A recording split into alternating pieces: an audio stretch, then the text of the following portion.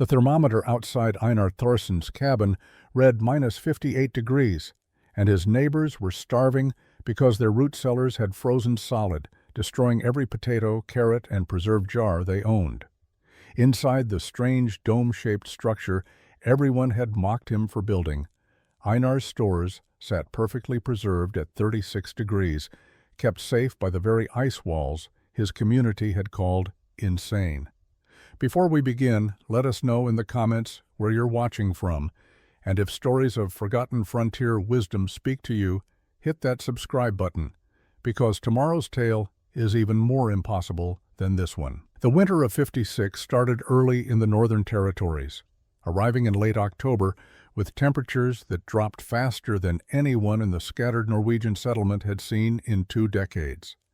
Einar Thorsen had prepared like he always did, filling his traditional root cellar with potatoes, carrots, turnips, preserved meat, and jars of vegetables his wife Solveig had canned through the summer months. The cellar was dug 6 feet into the earth behind their log cabin, lined with stones, covered with a timber roof and 2 feet of soil for insulation. It had worked perfectly for the 5 years since they had arrived in this remote valley. By mid-November, something was wrong. Einar noticed it first when he went to retrieve potatoes for dinner. The vegetables felt different, harder, and when he brought them inside and they thawed near the stove, they turned to mush. The potatoes had frozen solid in the cellar. He checked the temperature and found it had dropped below 20 degrees inside the storage space. The unprecedented cold had penetrated deeper than the earth's insulation could resist. Over the next week, his carrots froze into orange ice blocks. The preserved meat was no longer at safe storage temperature. The canned goods were at risk of freezing and bursting their jars. Einar faced a terrible choice, and he chose to wait, rationing what fresh supplies they had in the cabin while monitoring the cellar daily. It was a decision that would haunt him for the rest of his life. On November 23rd, Solveig asked him to make the 12-mile journey to the closest neighboring homestead to borrow flour. Their supplies were running lower than expected because the frozen vegetables had become unusable. Einar bundled 5-year-old Henrik in furs and placed him in the cabin's warmest corner near the stone fireplace, kissed Solveig, and promised to return before dark. He found them when he returned at dusk. The cabin fire had gone out sometime during the afternoon. Solveig had fallen asleep after working through the morning, exhausted from weeks of worry and short rations. Young Henrik had tried to restart the fire himself. He had knocked over the kindling box, and in the confusion and cold had curled up under blankets on his sleeping bench. By the time Einar pushed open the cabin door, the interior temperature had dropped to near freezing. Solveig woke to his shouts, but Henrik did not wake up.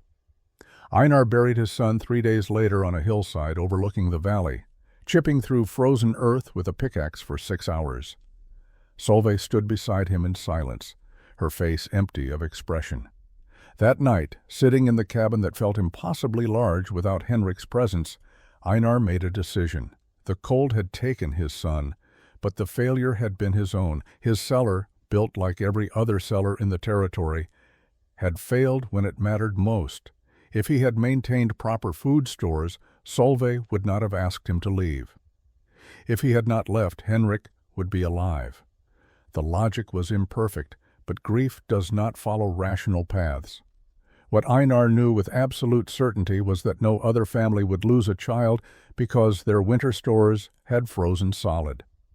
Einar spent the month of December '56 visiting every root cellar within 20 miles of his homestead. He told neighbors he was studying construction techniques, which was true but incomplete. What he was really studying was failure. At Anders Vek's place, he found a cellar where frozen potatoes had burst their skins, creating a rotting mess once the temperature fluctuated. At Dag Lundgren's homestead, he saw carrots that had turned to mush after freezing and thawing 3 times during temperature swings. At Torstein Moen's established farm, the oldest in the settlement, he examined a cellar that had worked for 15 years, but had failed catastrophically this season when the cold penetrated below the frost line. the pattern became clear. Traditional cellars relied on Earth's insulation to maintain temperatures between 35 and 45 degrees. Dig deep enough, cover well enough, and the Earth's natural temperature would keep stores cool but not frozen. But that system had a fatal flaw. When air temperatures dropped to -40, -50, -60 for extended periods, the cold eventually penetrated any depth that was practical to dig by hand. The frost line, normally 3 to 4 feet deep in their territory, had reached 8 feet during the coldest weeks of November. No standard root cellar was built to resist that. Einar also noticed that cellars failed in predictable sequence. First, vegetables near the walls froze because those areas had the least insulation. Then, vegetables in the center began freezing as the cold soaked through from all sides. Potatoes were most vulnerable because their high water content made them freeze quickly and burst easily. Carrots and turnips lasted longer, but still failed. Preserved meats in jars survived longest, but even they were compromised when temperatures dropped below 20 degrees for extended periods. The canned goods were at constant risk. Water expands when it freezes, and glass jars would shatter, destroying months of preservation work in a single cold night. He talked to old-timers who remembered harsh winters from decades past. They told stories of entire settlements losing food stores, of families starving in late winter because their cellars had failed in January, leaving them with no supplies for the remaining 4 months until spring. Some families had survived by storing food inside their cabins, but that created its own problems. Warm cabin temperatures caused different spoilage. Potatoes sprouted and went soft. Preserved meats dried out or developed mold. The cabin space was needed for living, not storage. Einar began carrying a small notebook, something unusual for a frontier farmer. In it, he recorded temperatures, cellar depths, insulation methods, and failure dates. He drew diagrams of different cellar designs. He noted which designs failed first and which lasted longest. The data painted a grim picture. Every traditional design failed eventually if the cold was severe enough and lasted long enough. The question that obsessed him was simple. If Earth insulation could not protect food from extreme cold, what could? The answer, when it came to him in early January 57, seemed so backwards that he dismissed it immediately. Then he thought about it for 3 more days. Then he could not stop thinking about it. Spring came late in 57, snow lingering until mid-May.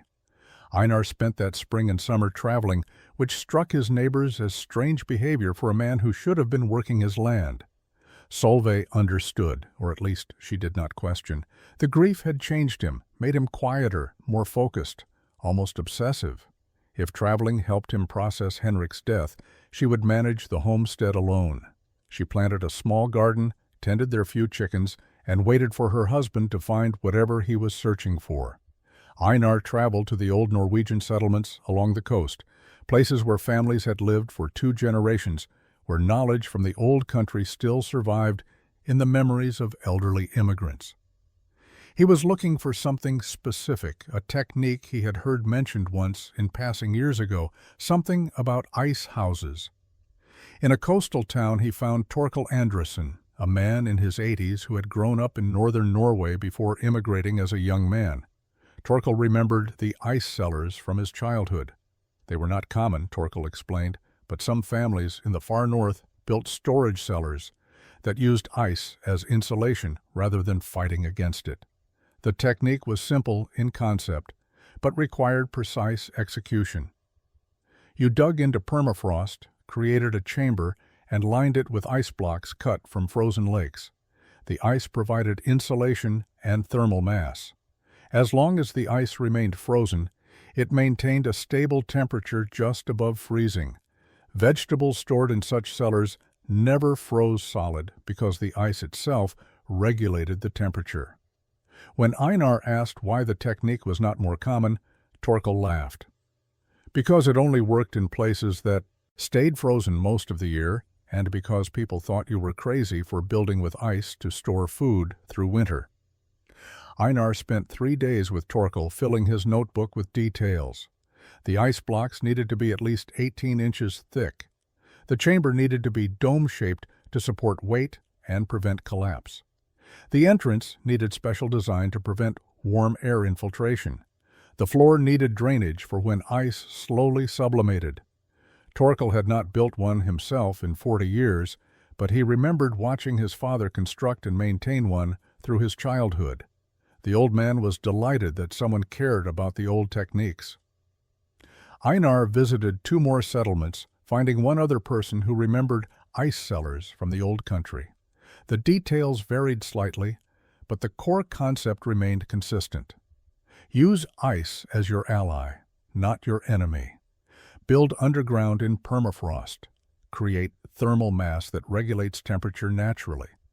When Einar returned home in late July, Solveig asked if he had found what he was looking for. He said yes, but he did not explain further. He simply began preparing for a construction project that would consume the rest of the year. When Anders Vik stopped by in August and saw Einar sketching plans for a cellar made of ice blocks, he laughed until tears ran down his face.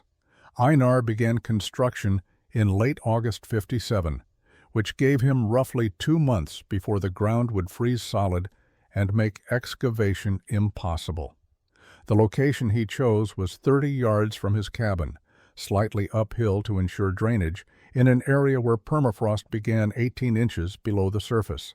Most men would have seen permafrost as an obstacle. Einar saw it as the foundation of his entire design. Permafrost never thawed, never shifted, never settled. It was more stable than any stone foundation he could build. The excavation took 3 weeks of brutal work. He was digging not just through dirt, but through permanently frozen earth that required a pickaxe for every inch. He dug in a circular pattern, creating a chamber 12 feet in diameter. The walls sloped inward slightly as he went deeper, creating the beginning of a dome shape. He dug down 8 feet, far enough that the chamber would be completely below the frost line, even by normal standards, surrounded entirely by permafrost. The excavated earth he piled carefully nearby. He would need it later for covering the structure. Anders Vik visited during the 2nd week of excavation. He stood at the edge of the pit watching Einar swing the pickaxe, chipping away at frozen earth. Anders shook his head slowly, the way you might shake your head at a man who had clearly lost his mind. "You are digging an ice cellar," Anders said, stating the obvious. "You are going to line it with ice blocks, to store food through the winter." Einar paused his work, leaned on the pickaxe handle, and met Anders's eyes. "Yes," he said simply. Anders laughed, but there was an uncomfortable edge to it. "Einar, you have gone mad with grief. You cannot build with ice. Ice melts. Ice shifts. You are wasting time that should be spent cutting firewood and preparing for winter. Like a sensible man." Einar returned to swinging the pickaxe. He did not argue. He had learned that explaining the concept only invited more mockery. People heard the word ice and immediately thought of melting, of instability, of temporary structures that would fail. They did not understand thermal mass or temperature regulation, or how permafrost changed the entire equation. Anders stood there for a few more minutes, perhaps waiting for a response, then walked away, shaking his head. That evening, Einar could see lantern light in Anders's cabin and knew his neighbor was probably telling his wife about poor Einar Thorsen, who had lost his mind along with his son.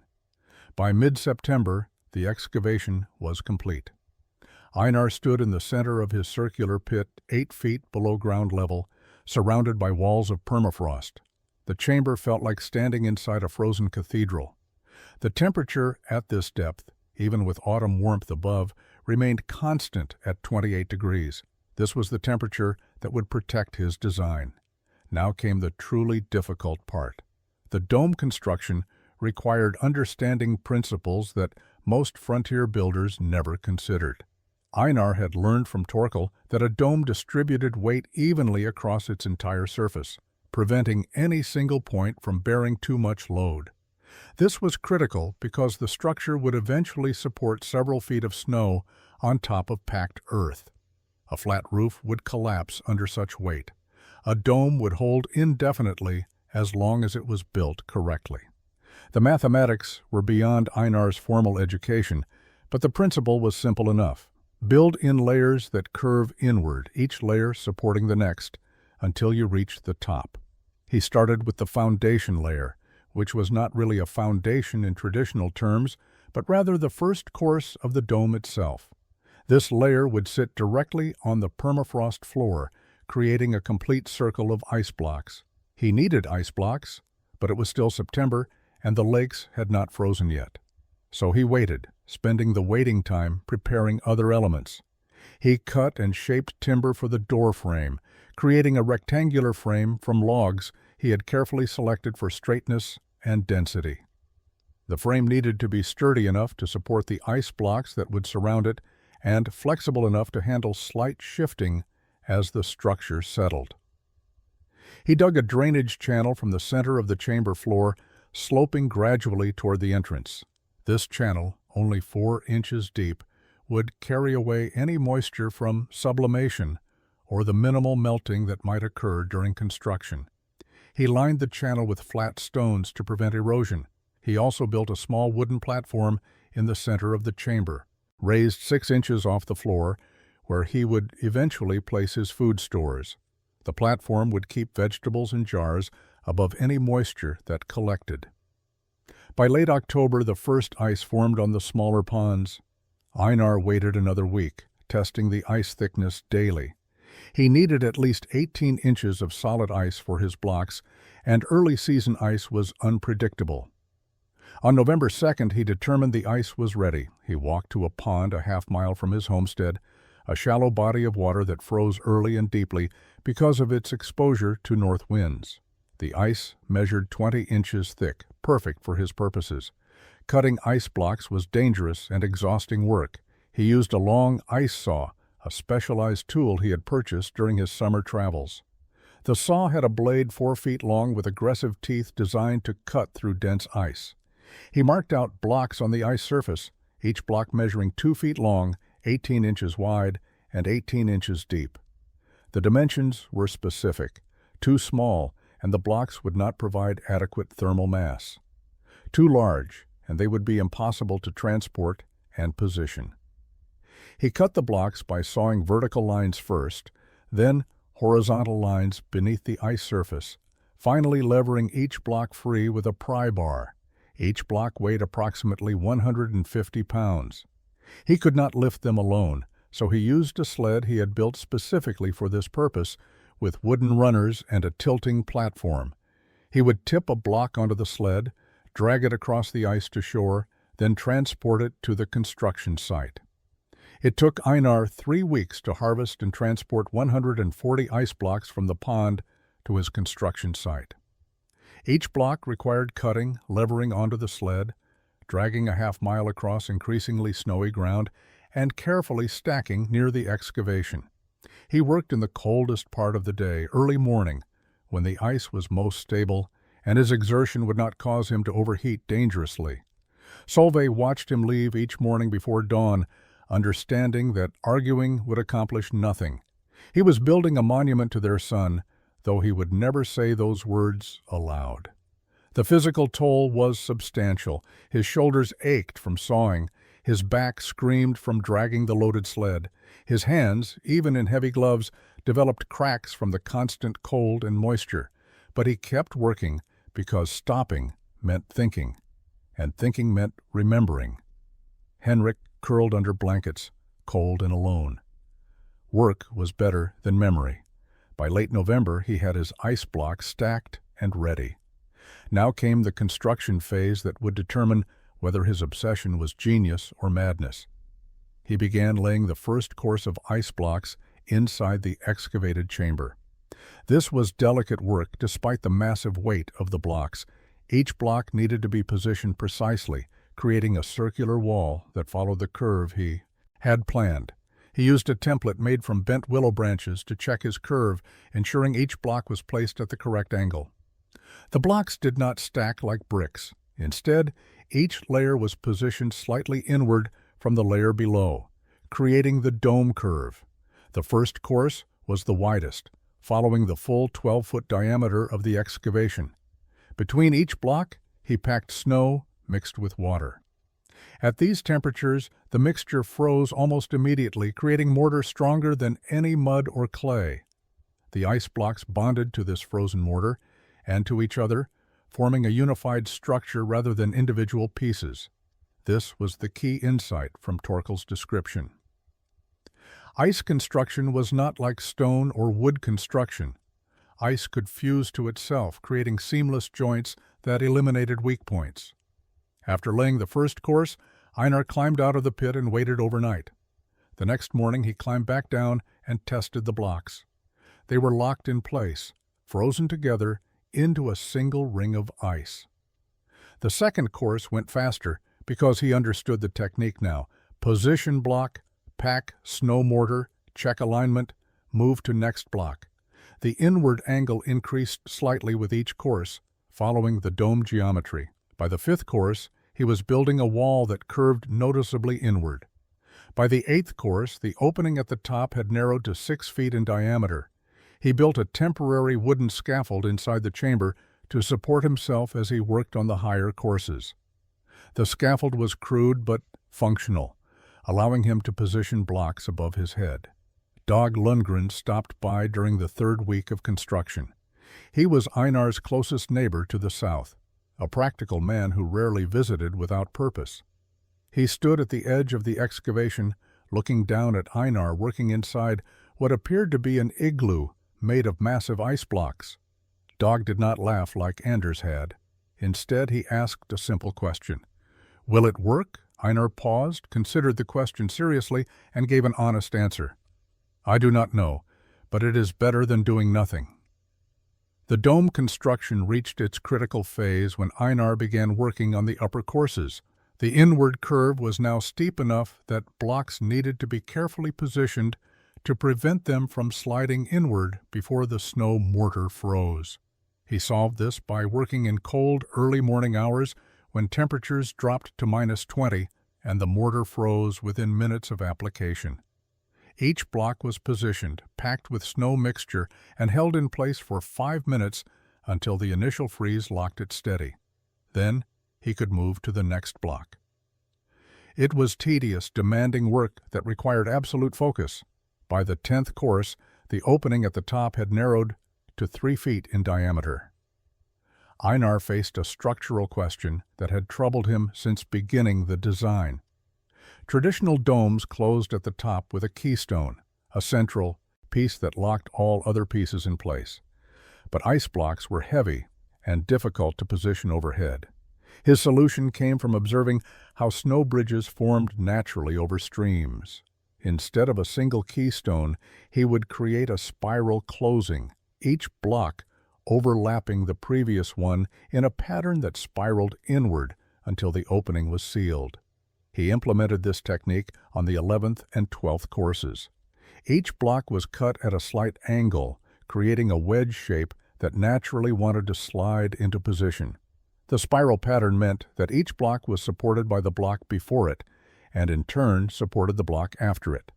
When he placed the final block, a small piece that filled the remaining 6-inch opening at the very top, the entire structure locked together. The dome was complete. He climbed down from his scaffold and stood in the center of the chamber, looking up at the curved ice ceiling above him. The blocks were visible as individual pieces, but they had fused together at the joints, creating what appeared to be a single, continuous dome of ice. The temperature inside the chamber was remarkably stable. His thermometer read 32 degrees, despite outside temperatures that had dropped to -15 overnight. The thermal mass of the ice itself was regulating the temperature, preventing it from getting colder. This was exactly what Torkel had described. The ice did not make things colder. Instead, it prevented things from getting too cold.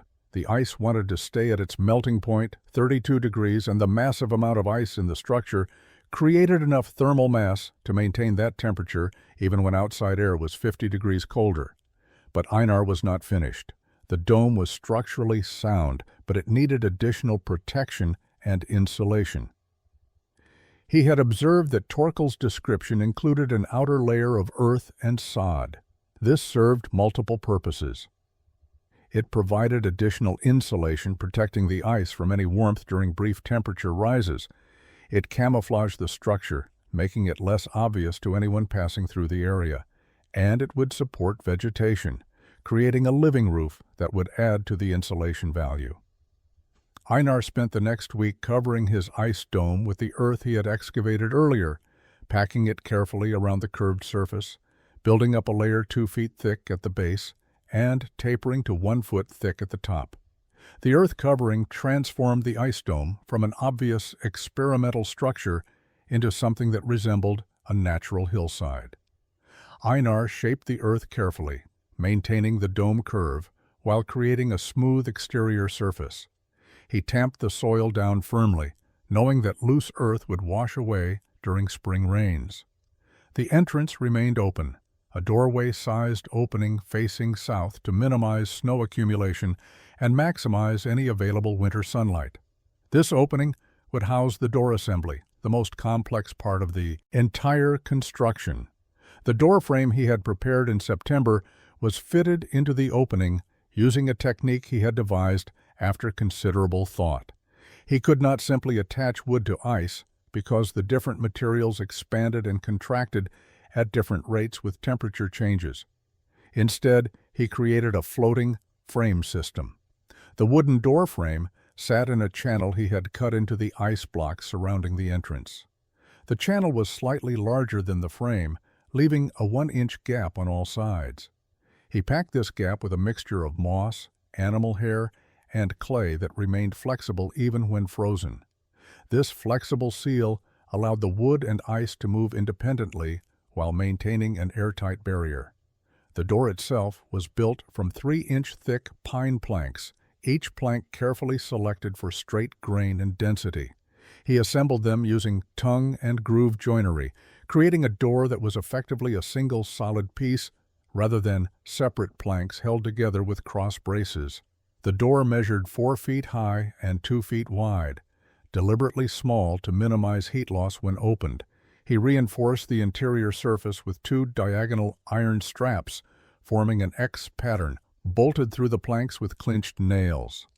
The door weighed nearly 70 pounds, but was rigid enough that it would not warp even in extreme temperature fluctuations.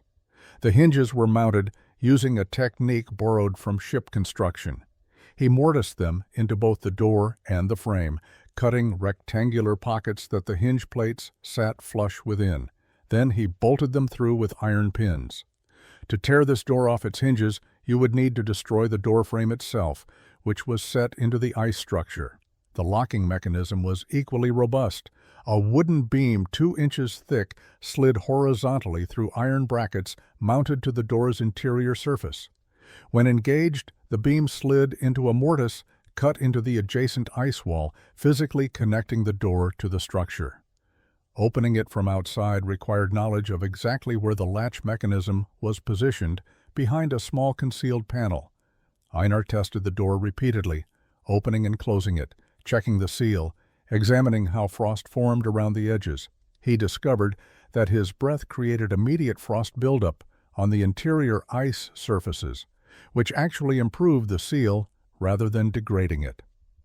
The frost filled microscopic gaps between ice blocks, creating an even more airtight structure. He carved shallow drainage channels at the base of the doorway to direct any moisture away from the entrance. By mid-December 57, the structure was complete. From outside, it looked like a small earthen mound with a wooden door. From inside, it was a cathedral of ice, stable, cold, and waiting. While the community watched Einar's project with varying degrees of amusement and concern, Solveig prepared for a future her husband was building block by block. She understood something the neighbors did not. Einar was not just constructing a cellar. He was constructing a reason to continue living. The work gave him purpose during days that would otherwise drown him in grief. She had lost Henrik too, had felt the same crushing guilt about asking Einar to leave that day, but she processed grief differently. She cried when alone, spoke to Henrik's memory when working in the garden, and focused on survival. Einar could not cry, could not speak about it, so he built. She did not question the ice cellar's design, though she understood as little about thermal mass and dome architecture as any other frontier woman. What she understood was that Einar had traveled extensively, had consulted with people who possessed knowledge from the old country, and had thought deeply about the problem he was trying to solve. If he believed ice could preserve food better than earth, she would trust that belief until it was proven wrong. Trust was what marriage required on the frontier. You trusted your partner's judgment because survival depended on both people working toward the same goals, even when those goals seemed strange to outsiders. Through November and December, while Einar worked on his ice dome, Solveig prepared their food stores with unusual care. Normally, she would store potatoes in bushel baskets, carrots loose in bins, turnips piled together. This year, she sorted everything meticulously. She selected only the best potatoes, discarding any with soft spots or damage. She cleaned carrots thoroughly and packed them in layers separated by dry moss. She organized their preserved meat jars by date, ensuring older stock would be used first. She knew Einar's cellar was an experiment, and experiments deserved the best possible conditions for success. She also prepared for failure. In one corner of their cabin, she set aside a smaller supply of food, enough for perhaps 3 weeks if rationed carefully. This was insurance against the possibility that the ice cellar would not work, that Einar's obsession would prove as misguided as Anders Vik believed. She did not mention this backup supply to Einar because he did not need another reminder that his design might fail. But she was a practical woman, and practical women planned for worst outcomes while hoping for best ones. When Einar finished the door installation in mid-December, Solveig was ready. Together they transferred their winter stores into the ice cellar. Potatoes went onto wooden shelves Einar had built along the curved walls. Carrots and turnips filled bins on the raised platform in the center. Preserved meat jars lined another set of shelves. Dried fish hung from hooks Einar had mounted into the ice ceiling. They worked in silence, their breath creating fog in the frigid air inside the dome. When the last jar was positioned, Einar closed the door and engaged the locking beam. Solveig placed her hand on his shoulder briefly, the only gesture of support she knew he would accept. They walked back to the cabin as evening light faded. That night, temperatures dropped to -30. The test had begun. Einar checked the ice cellar every morning through late December and into January '58. He would open the door, step inside with his thermometer, and record the temperature in his notebook. The consistency was remarkable. Outside temperatures varied from -10 to -40. Inside the cellar, the temperature held steady between 32 and 36 degrees. The ice dome was functioning exactly as he had hoped, providing thermal mass that resisted temperature fluctuations.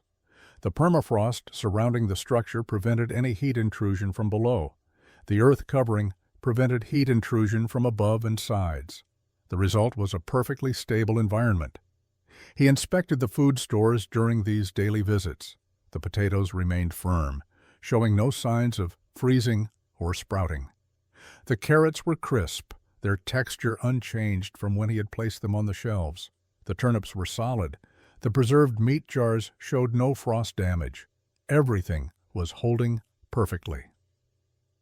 After 2 weeks of consistent results, Einar began to believe his design might actually work. After 3 weeks, he allowed himself to feel something that had been absent since Henrik's death. Hope. Not happiness, not joy, but the quiet hope that comes from seeing your work produce intended results. He shared his temperature data with Solveig, but with no one else. He knew the community was watching, waiting to see if his ice cellar would prove useful or ridiculous. He was not ready for their questions or judgments. He simply wanted to gather data, to understand how his structure performed under various conditions. He noted that the temperature inside rose slightly to 36 degrees when outside temperatures climbed above zero. He noted that it never dropped below 32 degrees even when outside temperatures reached minus 45 during a brutal cold snap in early January. The structure's stability was particularly evident during temperature swings. The frontier experienced wild fluctuations common in northern territories. A day might start at minus 30, warm to minus 5 by afternoon, then plummet back to minus 25 overnight. These swings were murder on traditional root cellars. The repeated freezing and thawing cycles would burst cell walls in vegetables, turning them to mush. Inside Einar's ice cellar, the temperature barely registered these external changes. The thermal mass was so large that brief warmings could not affect it. The ice wanted to stay at 32 degrees, and it had enough mass to resist change. By late January, Einar had accumulated 6 weeks of temperature data. His notebook showed a nearly flat line for interior temperature, hovering between 32 and 36 degrees, while the exterior temperature line looked like a saw blade, up and down constantly. The visual proof was undeniable. His ice cellar provided environmental stability that no traditional cellar could match. He showed the data to Solveig one evening.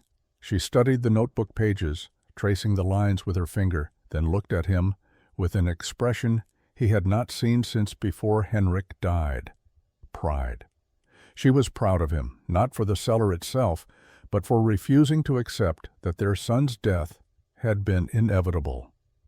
The cold front arrived on January 28, 58, announced by a sky that turned uniformly white from horizon to horizon. Old-timers in the settlement recognized the signs: the absence of wind, the peculiar stillness in the air, the way smoke from cabin chimneys rose straight up without deviation. Thorstein Moen, the community elder, stopped by several cabins that day, warning people to prepare. A major freeze was coming, worse than anything they had experienced in recent memory. Stock up firewood, check your supplies, stay inside when it hits. Most people took his warning seriously because Thorstein had survived 40 winters in the territory and his predictions were usually accurate. The temperature began dropping that evening. By midnight, it had reached minus 30. By dawn on the 29th, minus 45. By noon, minus 52. The cold was so intense that trees cracked spontaneously as sap froze and expanded. Metal tools left outside became brittle enough to snap. Water thrown into the air froze before hitting the ground. Breathing outside was painful, the air so cold it burned lung tissue. Einar ventured out only long enough to bring additional firewood inside, moving quickly between woodpile and cabin, his face wrapped in wool scarves. The extreme cold persisted day after day. By February 2nd, temperatures had not risen above minus 40 for 5 consecutive days. By February 5th, the thermometer outside Einar's cabin read minus 58, the coldest temperature he had ever recorded. Inside the cabin, even with the fire burning constantly, temperatures struggled to reach 50 degrees. Frost formed on the interior walls, in corners far from the fireplace. Water buckets kept inside developed thin ice overnight. The cold was relentless, invasive, seemingly unstoppable. Einar checked his ice cellar during a brief warming on February 6th when temperatures rose to minus 35. Inside the dome, his thermometer read 34 degrees. The structure had gained 2 degrees during the extreme cold but remained well above freezing. He inspected the food stores carefully. Everything was perfect. Potatoes firm, carrots crisp, preserved goods intact. The ice walls showed no signs of stress or cracking. If anything, the extreme exterior cold had strengthened the structure by ensuring every molecule of ice remained frozen solid. There was no sublimation, no moisture, no degradation. The cellar was performing flawlessly under conditions that would have destroyed traditional storage. Meanwhile, throughout the settlement, traditional root cellars were failing catastrophically. The extreme cold had driven the frost line down to unprecedented depths. Cellars that had worked reliably for years were now experiencing interior temperatures below 20 degrees. Vegetables were freezing solid. Preserved goods were at risk.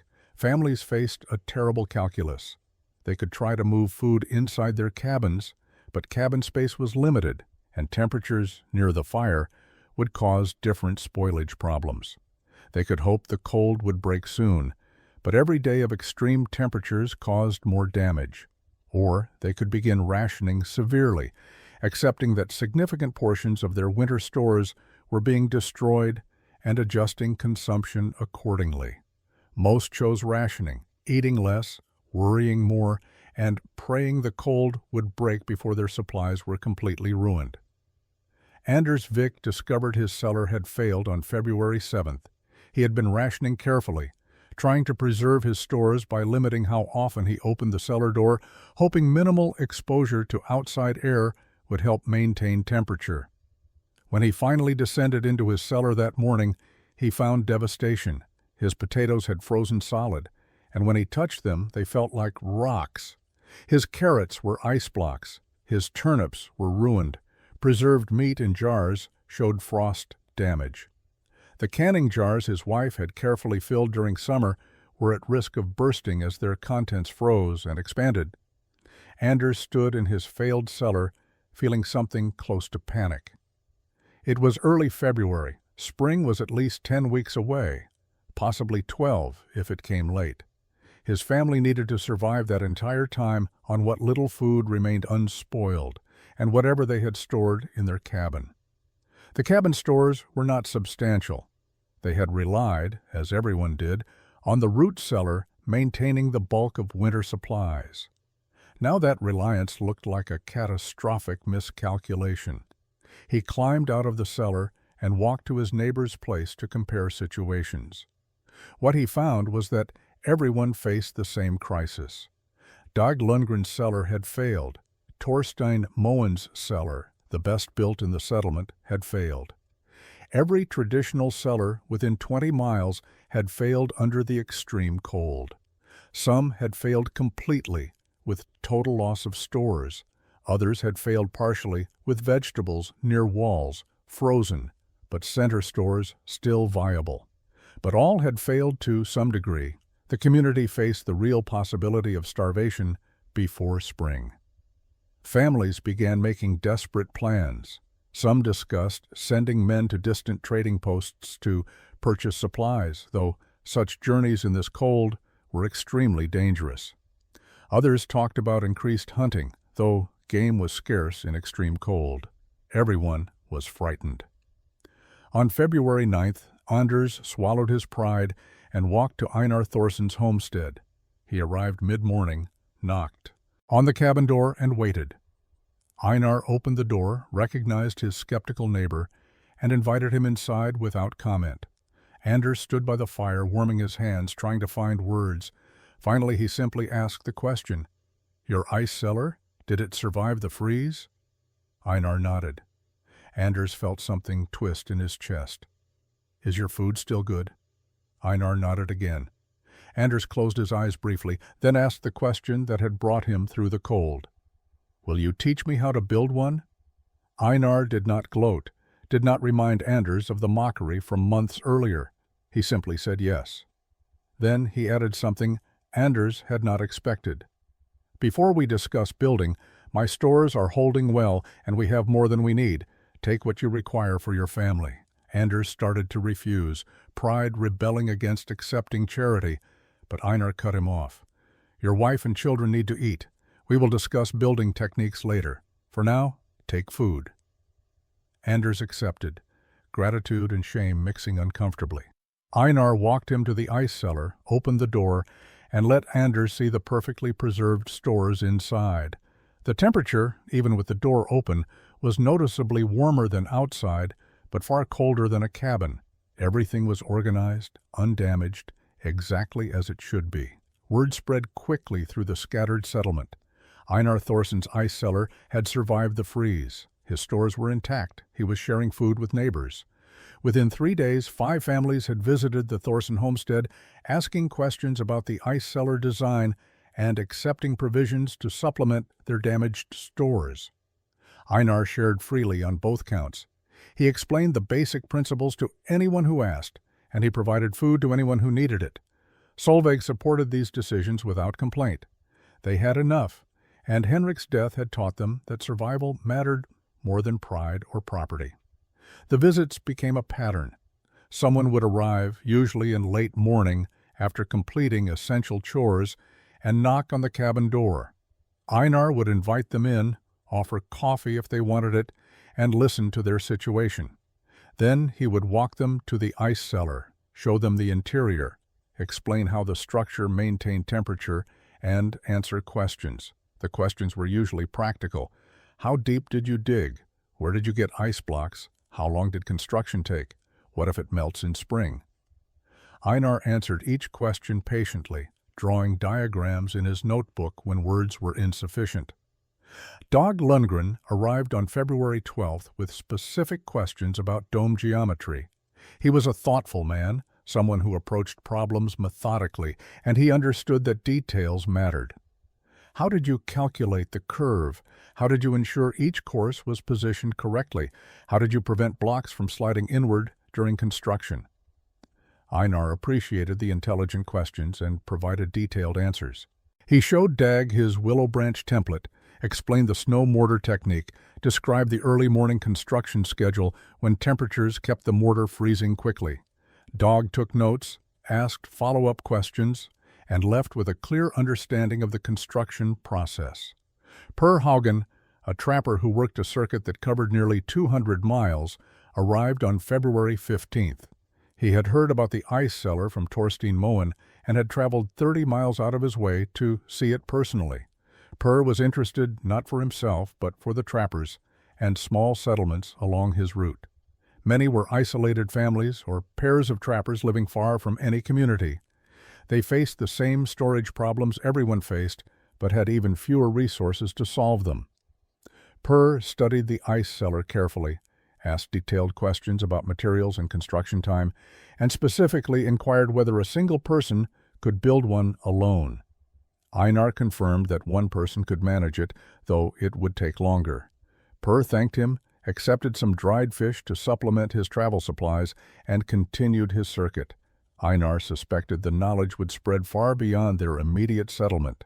The extreme cold finally broke on February 18th. Temperatures climbed to -10, which felt almost warm by comparison. Snow began falling, light flakes that suggested weather patterns were returning to normal. The community had survived the freeze of 58, but barely. Without Einar's willingness to share his food stores, at least 2 families would have faced genuine starvation. Without his willingness to share his knowledge, the next severe freeze would find them just as unprepared. The temperature moderation after February 18th created an unexpected opportunity. While -10 to -20 was still dangerously cold, it was manageable for outdoor work if properly prepared. Several families decided they could not wait until next fall to build ice cellars. They needed functioning storage immediately because spring thaw would destroy what remained of their current supplies, and they faced the prospect of having no proper storage for the coming year. Dag Lundgren approached Einar first, asking if construction was feasible in current conditions. Einar considered the question carefully before answering that it was difficult but possible with proper planning. The excavation would be harder in February than in fall because the ground was frozen deeper and more solidly. But the permafrost layer that needed to be reached was the same depth regardless of season. Men would simply need to work harder to reach it. The advantage was that ice blocks were readily available. Every pond and lake had ice at least 2 feet thick, perfect for harvesting. The cold temperatures meant snow mortar would freeze instantly, actually speeding up certain construction phases. The biggest challenge would be the physical toll on workers who would need frequent warming breaks to prevent frostbite and exhaustion. Dag decided to proceed and asked if Einar would help guide the construction. Einar agreed with one condition. They would build Dag's cellar as a community project, with multiple families contributing labor. Everyone who worked would learn the technique. Then those families could build their own cellars with experienced help available. Dag accepted immediately. Within 2 days, a rotation was organized. Anders Vik, Torstein Moen's 2 adult sons, and 3 other men from nearby homesteads committed to helping. They would work in shifts, 2 hours of excavation, followed by 1 hour warming by fire, rotating so fresh workers always replaced exhausted ones. The excavation of Dag's cellar site began on February 21st. The work was brutal. Pickaxes rang against frozen earth, progress measured in inches per hour rather than feet. But the rotation system worked. Men would swing pickaxes until their arms went numb, then retreat to a fire Solveig and Dag's wife maintained nearby, warming themselves and drinking hot coffee before returning to work. After 3 days, they had dug down 4 feet. After 6 days, they reached the 8-foot depth Einar specified. The circular chamber was rough but functional.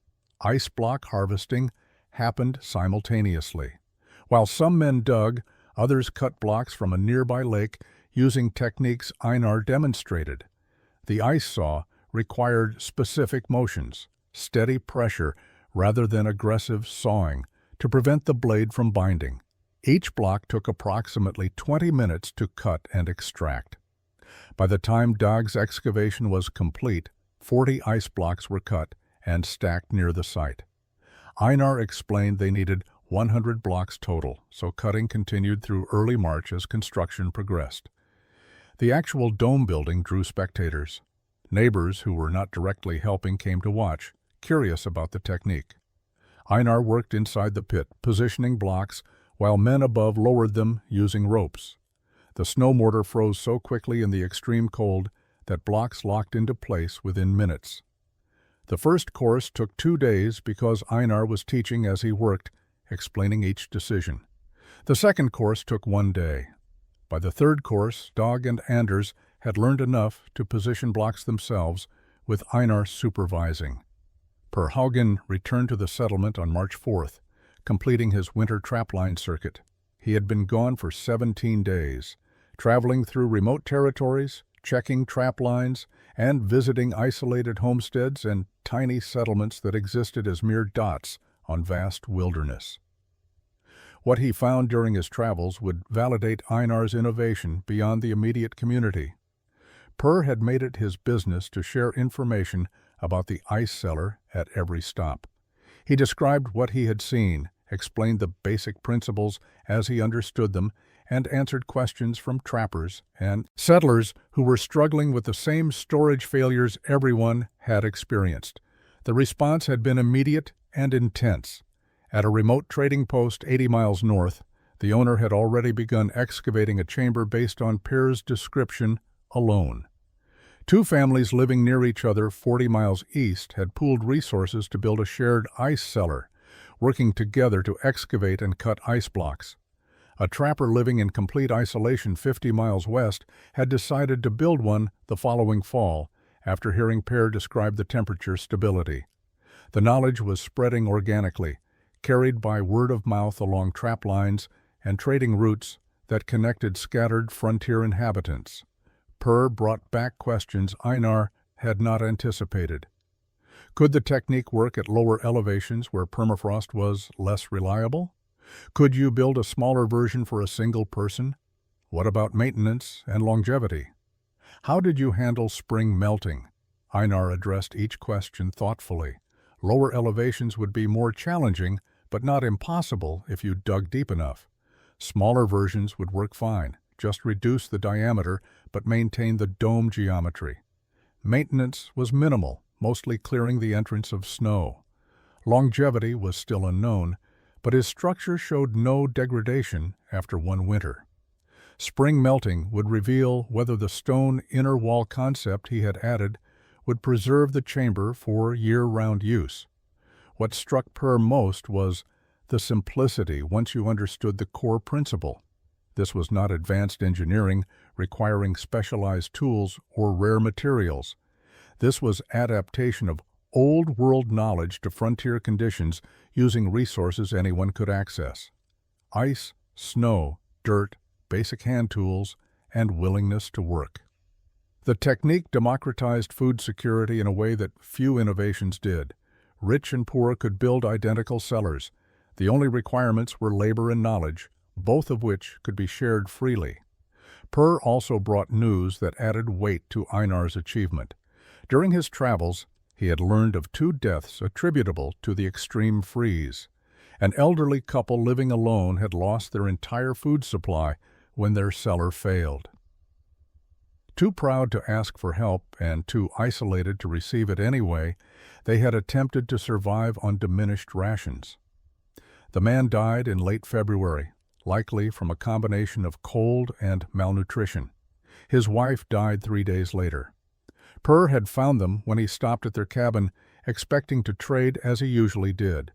The tragedy underscored what everyone already knew, but had not articulated clearly. The freeze of '58 had been a near catastrophe that killed some and nearly killed many more. Einar's innovation had arrived exactly when it was most desperately needed.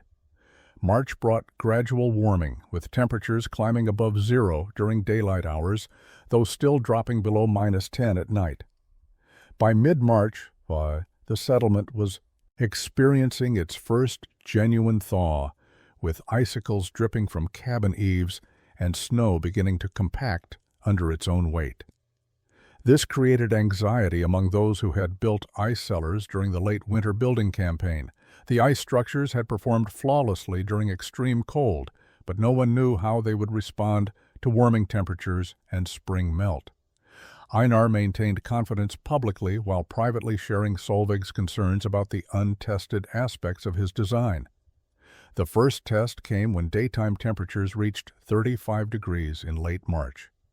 Einar checked his cellar multiple times daily, monitoring for any signs of structural stress.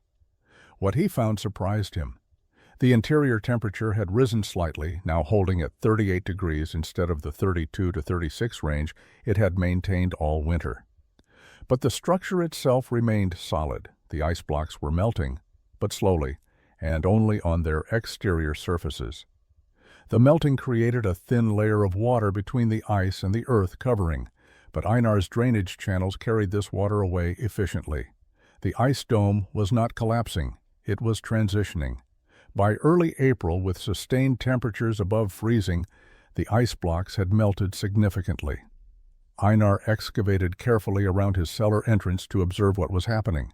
The outer portions of the ice blocks had melted away, but the interior sections remained frozen, protected by the earth covering and the thermal mass of the surrounding ice. More importantly, the structure he had built during construction specifically for this transition was revealing its purpose. Behind the ice blocks, he had positioned a stone wall during the building phase, something he had not fully explained to others because he was not certain it would work. The stone wall consisted of flat rocks mortared with clay, built in a dome shape matching the ice block exterior. As the ice melted, the stone wall was gradually exposed, and it held the dome shape perfectly. The ice had served as a form, a temporary structure that maintained the shape until the stone could take over. As spring progressed and more ice melted, more stone was revealed. By late April, Einar's ice cellar had transformed into a stone cellar with earth covering. The interior temperature now held steady at 42 degrees, perfect for root cellar storage. The ice blocks had been temporary insulation and structural support during construction and winter. The stone wall was the permanent structure that would function year-round. This revelation changed everything. The ice cellar was not just a winter storage solution, it was a construction technique for building superior root cellars using ice as temporary formwork. Einar explained this to the community members who had built cellars during February and March. Some had included stone walls behind their ice blocks following Einar's complete instructions. Others had built ice-only structures, assuming they would need to rebuild each fall. Those with stone walls would have permanent structures. Those without would need to add stone during the following construction season, the summer of '58. saw ice cellar construction become standard practice across the Northern Territories. The technique spread through the communication networks that connected frontier communities, traveling along trap lines, trading routes, and the informal information exchanges that happened when isolated people encountered each other. Per Haugen continued carrying the knowledge on his circuits, now able to describe not just the winter performance, but also the spring transition and year-round functionality. Other trappers and traders picked up the information and carried it further, creating a cascade of knowledge transfer that reached hundreds of miles beyond the original settlement. Einar never attempted to control or profit from the spread of his innovation. When people asked if they owed him anything for using his technique, he refused any payment or credit. The knowledge was free to anyone who needed it. This approach aligned with frontier culture, where survival information was shared communally because everyone's survival benefited everyone else. Techniques that worked became common property. Innovations that saved lives were celebrated, then absorbed into the collective knowledge base without attribution. Einar understood this instinctively and embraced it willingly. By fall of '58, variations of the ice cellar technique had emerged as different builders adapted the core principles to local conditions and available materials. Some used smaller dimensions for single-person homesteads. Others built larger communal cellars serving multiple families. Some included the stone inner wall from the beginning. Others built ice-only structures, planning to add stone later.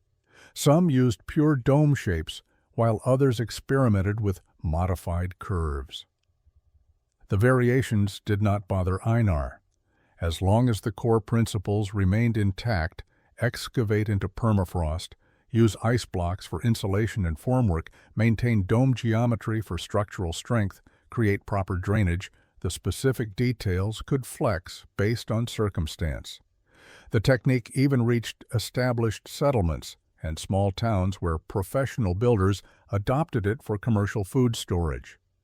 A trading post owner near the territorial capital built an ice cellar large enough to store goods for sale through winter, maintaining produce quality that gave him competitive advantage. A small hotel built one to preserve food for their dining room. These commercial applications were not what Einar had envisioned, but they demonstrated the technique's versatility and value beyond subsistence homesteading. The name that stuck was not ice cellar, as Einar had originally called his structure. Instead, people referred to them as Thorsen cellars throughout the Northern Territories.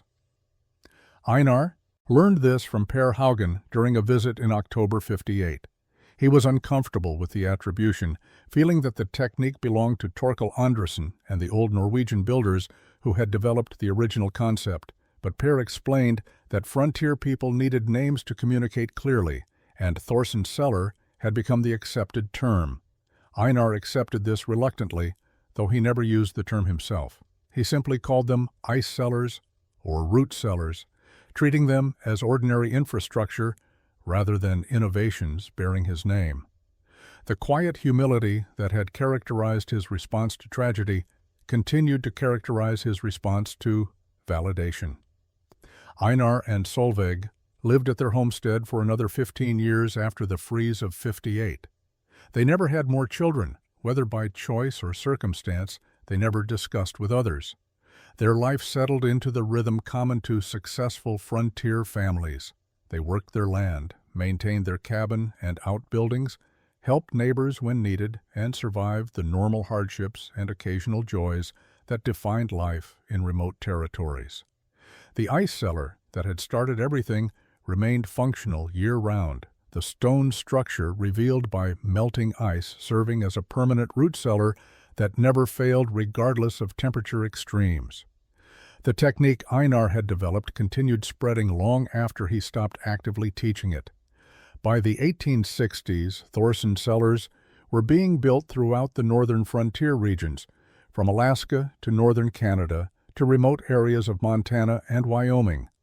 The specific design details varied by region and builder, but the core principles remained consistent.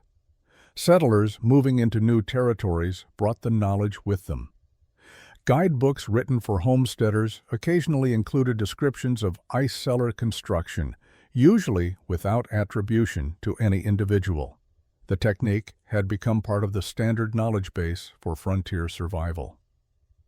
Einar died in November 1873 during an early winter cold snap that reminded old-timers of the freeze of '58. He was 61 years old, which was a respectable age for someone who had spent most of his adult life in harsh frontier conditions. He died in his sleep peacefully, with Solveig beside him. She found him in the morning when he did not wake for breakfast. The community buried him on the same hillside where Henrik rested, overlooking the valley that had been his home for 32 years. The gravestone was simple, marking his name and dates with no mention of ice cellars or innovations or lives saved. Solveig remained at the homestead for 2 more years before moving to stay with her sister's family in a more established town. Before leaving, she gave the property to a young family just arriving in the territory, asking only that they maintain Henrik's grave. The family agreed and moved into the cabin. The ice cellar, by then a stone structure that had been rebuilt and maintained for nearly 2 decades, continued serving its purpose. The new family stored their winter supplies in it, just as dozens of other families across the territory stored their supplies in similar structures, most of them unaware of who had developed the technique or why. The innovation, born from grief and obsession, had become invisible infrastructure. The knowledge had spread so thoroughly that it was no longer attributed to any individual. Young builders, learning the technique from older builders, had no idea that 20 years earlier the method had been considered madness. They simply knew it worked, that it worked better than traditional cellars, and that building one was part of establishing a successful homestead in cold territories. Einar Thorsen's name faded from common use, though Thorsen cellar persisted in some regions as a technical term.